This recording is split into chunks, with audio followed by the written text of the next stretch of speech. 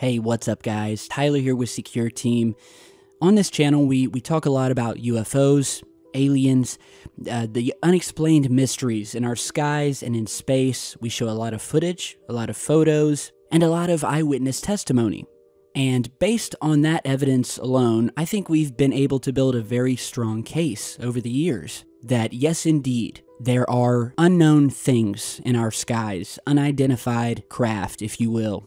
We know that, likewise, there's also been much mysterious activity happening in space. But due to this subject, and the fact that these craft and this phenomenon is so elusive, and it is so hard to peg down, today I'd like to feature some documents that come straight from the horse's mouth, and that provide proof that this phenomenon is not only real, but that it has been ongoing, that there has been a cover-up of said phenomenon, and finally, that it doesn't show any signs of stopping anytime soon. So without further ado, today we will discuss 5 government documents that prove the alien phenomenon exists.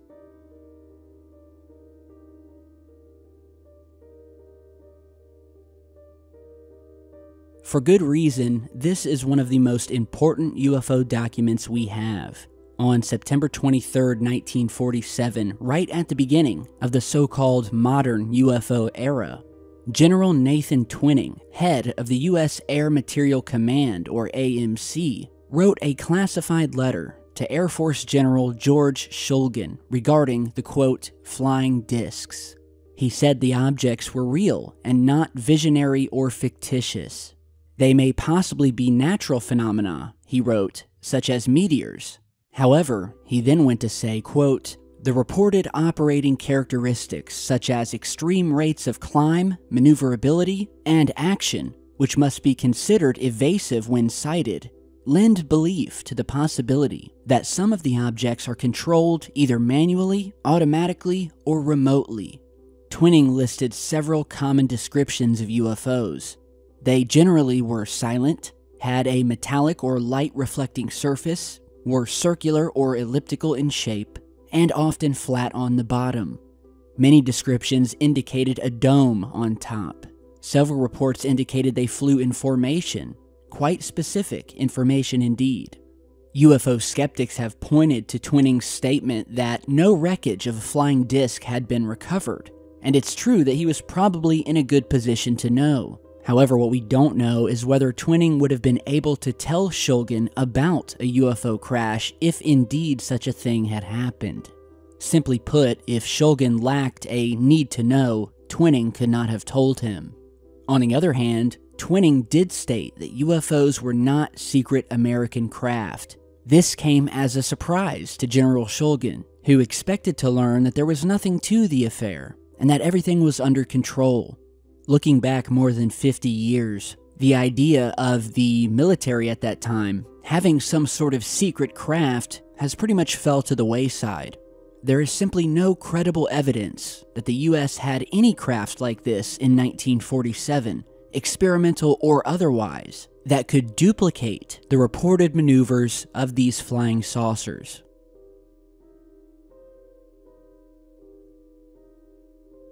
This 3-page document is just as extraordinary and mysterious as the Twining Memo, where on January 31st, 1949, the FBI issued a memo on UFOs entitled Protection of Vital Installations.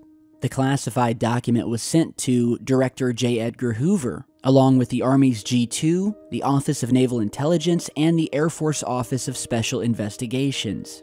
It mentions a meeting among these groups concerning UFOs, with a key statement of the document reading, quote, Army intelligence has recently said that, quote, the matter of unidentified craft or unidentified aerial phenomena, otherwise known as flying discs, flying saucers, and balls of fire, is considered top secret by intelligence officers both the Army and the Air Force.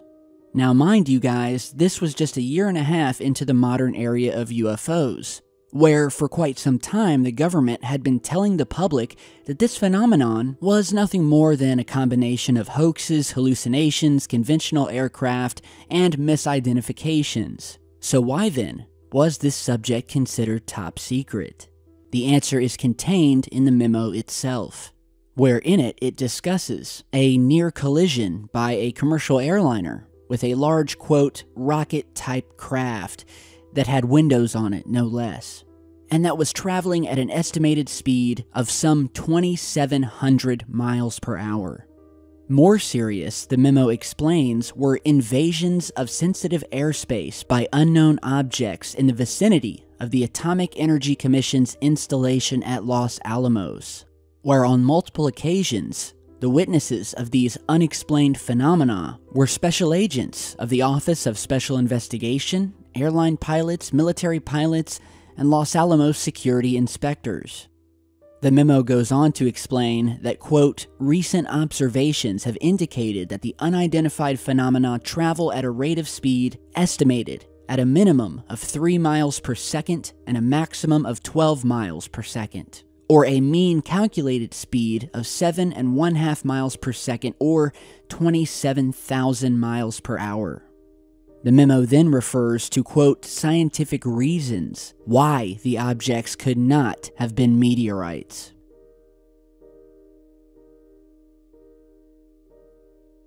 This document describes a rather close-up and personal UFO encounter on July 9, 1951, by the pilot of an F-51 fighter plane from Lawson Air Force Base in Georgia.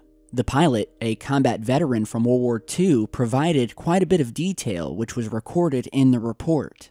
The object was described as flat on top and bottom and appearing from the front view to have rounded edges and slightly beveled. The object was completely round and spinning in a clockwise direction. No vapor trails or exhaust or visible system of propulsion. Described as traveling at a tremendous speed. Pilot states object was 300 to 400 feet from the plane and appeared to be 10 to 15 feet in diameter. Pilot states he felt a disturbance in the air described as a bump when the object passed under the plane.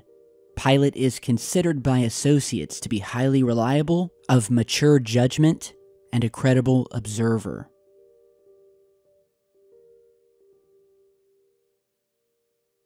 From late 1989 to the spring of 1990, hundreds of reports of lighted objects, often described as large triangular-shaped craft, were recorded in Belgium.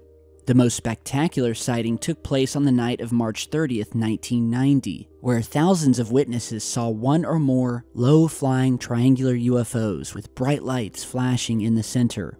The Belgian Air Force sent 2 F-16s to intercept the UFOs, which were tracked by several NATO radar stations.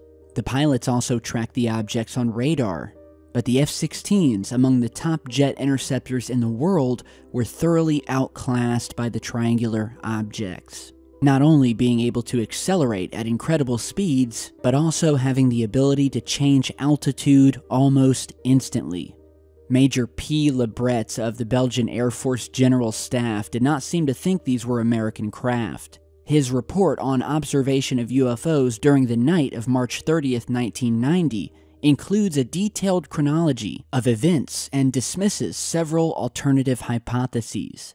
The speeds measured at the time and the altitude shifts exclude the hypothesis according to which planes could be mistaken for the observed UFOs. The slow moves during the other phases differ also from the moves of conventional planes. Though speeds greater than the sound barrier have been measured several times, not any bang has been noticed. Here also, no explanation can be given. So as technology has advanced, along with the government's ways of hiding this information, it's been much harder over the years to get a hold of documents or memos. They now know what these things are, and that this is very real. And although documents have been scarce over the past 20 years, I'd have to say one of my favorite revelations that came in a set of secret documents released recently by a man who goes by the name of Victor Vigiani. In the 11 files that come directly from NORAD, otherwise known as the North American Aerospace Defense Command, detail the fact that over the last 5 years alone, there have been on average around 1,800 tracks of interest, with at least 75 actual UFO intercepts. What this means is that the fighter jet pilots managed not only to get close enough to the UFOs and establish visual contact, but also to get a target lock, along with an air traffic control report about an incident in which 2 Canadian CF-18s scrambled from the Comox Air Force Base, pursued 3 UFOs at an altitude of about 35,000 feet, where they then gained contact and engaged the unidentified craft. Paul Hellyer, the former Canadian Defense Minister, has also spoken about this 2001 UFO intercept incident. And so there you have it.